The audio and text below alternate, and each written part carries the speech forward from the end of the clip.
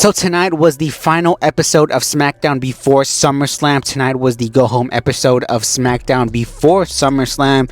And sort of something that wasn't on my bingo card occurred here tonight because, you know, as far as John Cena against Cody Rhodes at SummerSlam, I think we all sort of figured that we're nearing the end for John Cena's heel run. And really, when you look at John Cena's heel run as a whole, I'm not going to bullshit you guys. I know there's a lot of people here who would bullshit you, who would tell you that this John Cena heel run has been the greatest heel run of all time. This John Cena heel run has not lived up to expectations, because had this run occurred 10, 12, 13 years ago, when John Cena was in his prime, when he actually had motivation to be a heel, I think it would have worked out fairly well. But now, obviously, you can see that it hasn't worked out very well. And John Cena essentially came out here and cut a promo turning babyface.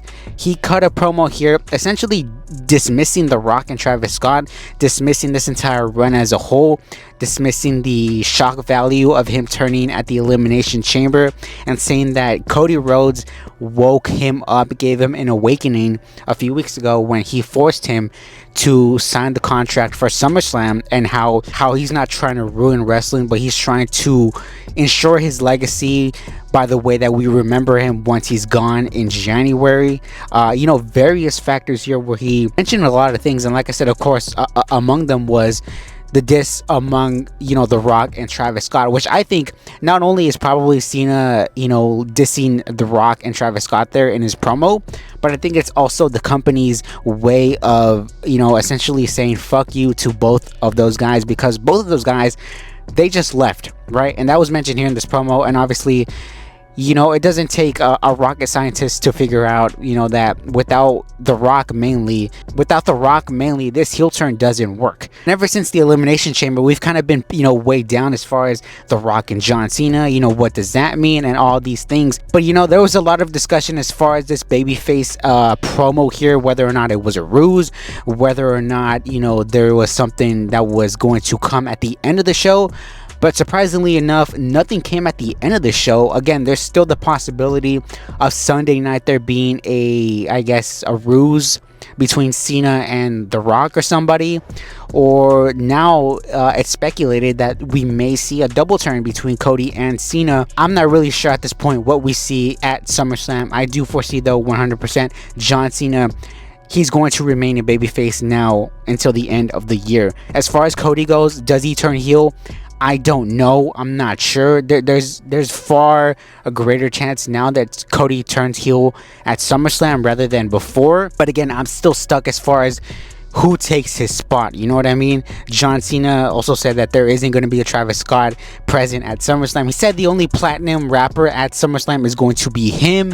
And Cody and Cena share a beer, and Cody says, "Welcome back to the real John Cena," as John Cena essentially leaves with the WWE Championship. So again, I'm not sure what we'll see at SummerSlam, whether or not we'll see a Seth cash-in, whether or not this is a whole ruse, whether we see a double turn, whether we see The Rock appear at SummerSlam and maybe fuck over John Cena, therefore cementing his babyface run even further. I don't know, but I will tell you one thing, though. As far as a John Cena fan, because I, growing up, was the biggest John Cena fan, I was not a fan of this heel run. I think years from now, we are going to look back at this heel run with kind of a sour note.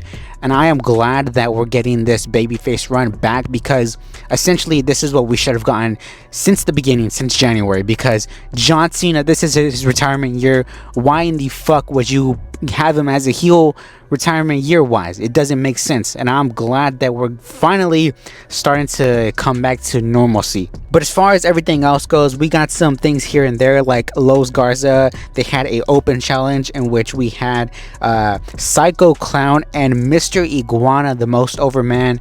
I think on this show, Mr. Iguana came out here. Obviously, they ended up losing. Los Garza retained their AAA championships.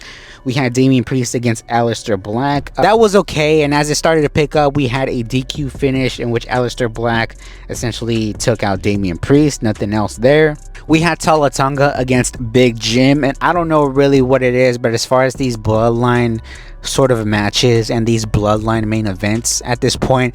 I'm just over them, bro. I could not give a single shit as far as Talatanga or as far as Big Jim or as far as Solo Sikoa. I mean, to me, it's just kind of the same rinse and repeat sort of things that we see every week on SmackDown with the MFTs is what they're going by now.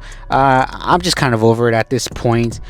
We also had Logan Paul, Drew McIntyre to end off the show here in a big brawl with Randy Orton, Jelly Roll. And essentially that was the go home episode of SmackDown. Again, like I said, the main talking point, the main centerpiece of this entire show was the John Cena Redemption Babyface promo that kicked off the show here with commercial free first half hour. Again, there's a lot of questions to go into now at SummerSlam. It's just going to be a straight babyface against babyface match, or is there more that meets the eye, so to speak, at SummerSlam? But let me know what you guys think down below. Let me know your thoughts and your reactions to SmackDown, to Cena's babyface promo here tonight. And until next time, I will see you all tomorrow night for SummerSlam coverage and recap of the show. Have a good one, and I'll see you tomorrow night.